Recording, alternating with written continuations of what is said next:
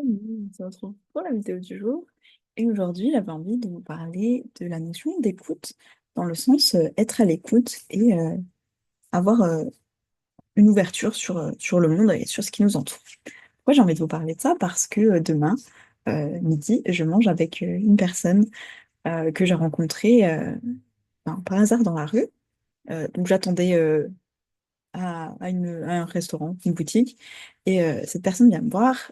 Et pourtant, j'avais mon casque. Hein. Je n'étais pas forcément en mode venez discuter avec moi. Ça se lisait pas sur mon visage. Et cette dame me demande juste ah, est-ce que c'est déjà ouvert? Et je lui dis bah, je suppose que non, parce que ben, il y a les personnes qui attendent et que ça ouvrait, je sais pas, à midi. Et j'étais à 11h40. Donc elle me dit ah, d'accord, bah, merci beaucoup. Bah, juste au cas où, je vais aller voir. Elle va voir. Elle me dit oui, c'est bien ça. C'est pas encore ouvert. Ça ouvre voilà, à midi. Donc elle se met à attendre derrière moi. Parce que moi, je lui dis, ben, perdez votre place, moi, vous allez voir, qu'elle revient.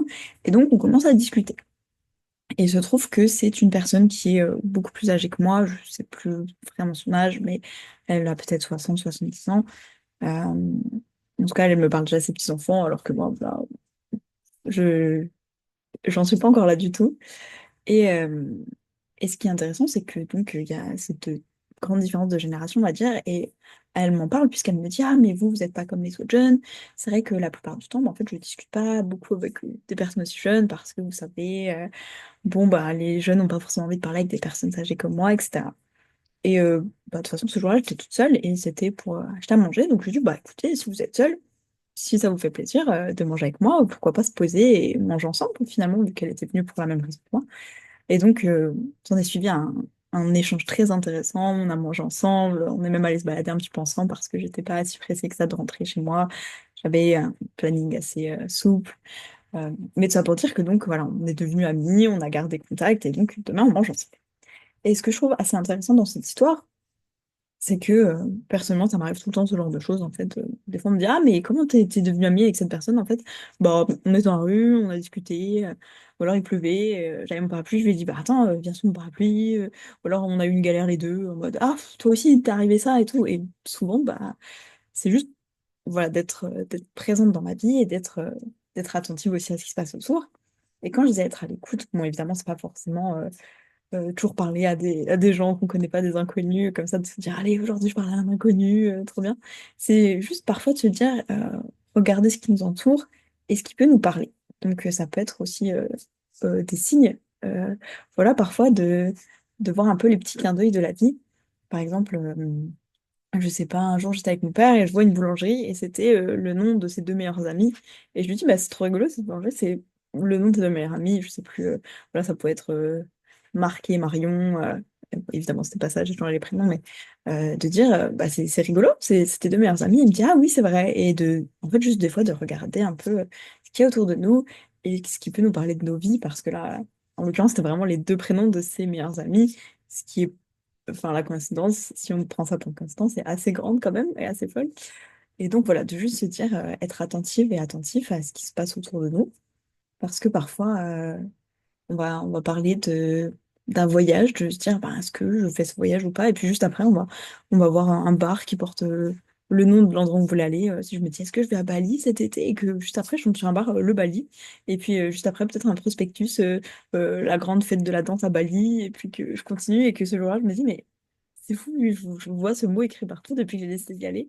De juste voir ça un peu comme des clins d'œil de la vie, mais pour les voir, il faut être un petit peu attentive. Alors évidemment, ne pas les chercher, mais juste savoir avoir ce juste équilibre entre le regard intérieur et le regard extérieur. C'était quelque chose que j'avais étudié au théâtre, parce que voilà, j'ai fait des études euh, dans les arts performatifs et donc de la scène, voilà. Mais on avait eu un cours dont on parlait dans lequel on a parlé de ça, finalement, c'était de dire, de doser, de se dire, ben, là, on va incarner que le regard intérieur où on est vraiment tourné vers soi. Donc, ça peut même se voir physiquement. Peut-être qu'on a la tête un peu plus basse parce que, en fait, on fixe pas un point spécifique, on est dans nos pensées. Et puis, ben, le regard va être peut-être plus bas parce que c'est un regard intérieur qui ne fixe rien non plus. Et puis, on va être vraiment dans nos pensées, de se dire, voilà, là, je pense à ma vie, qu'est-ce que je fais tout à l'heure, etc. Et de dire, et là, c'est l'inverse, on va vraiment projeter le regard à l'extérieur. On n'a aucune conscience à l'intérieur, mais on projette tout à l'extérieur.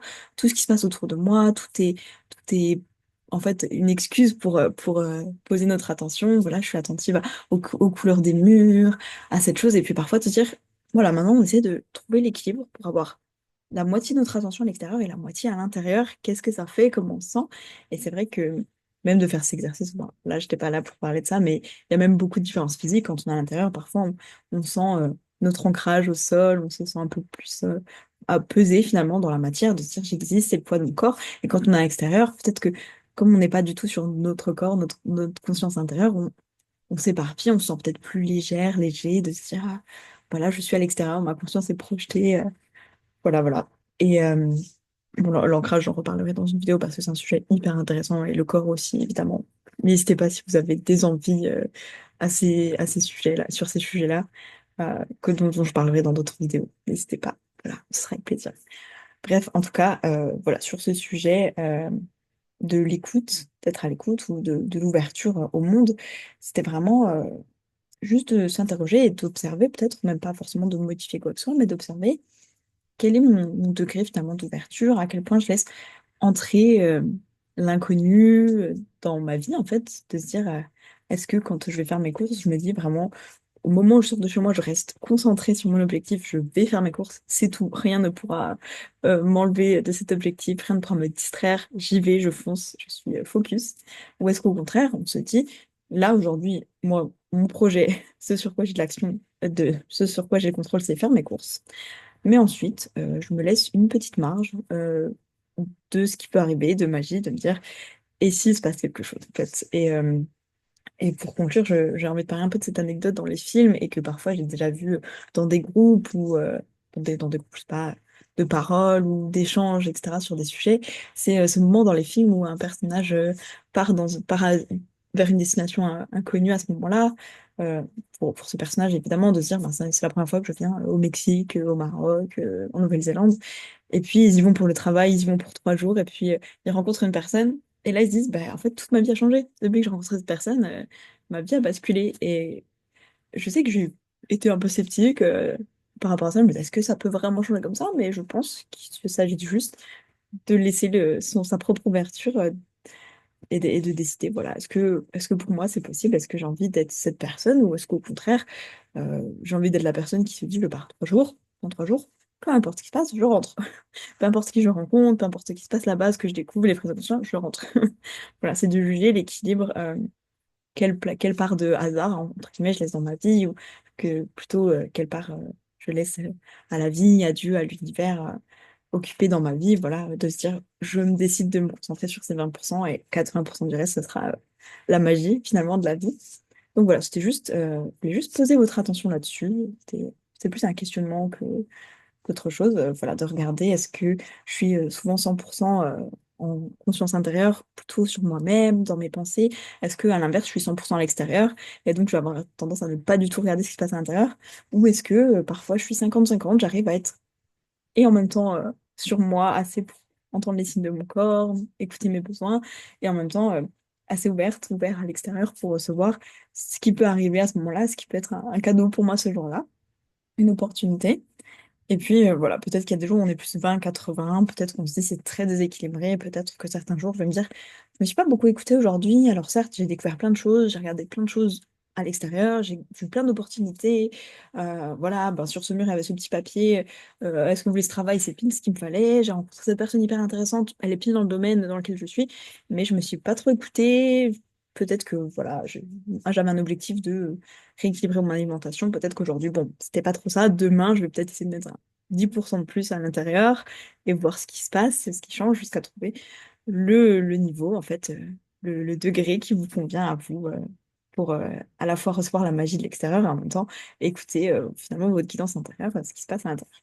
En tout cas, n'hésitez pas à me dire si ce sujet vous a parlé ou pas du tout, s'il y a des notions que vous voulez que j'approfondisse. Et en tout cas, je vous envoie plein d'amour et à demain!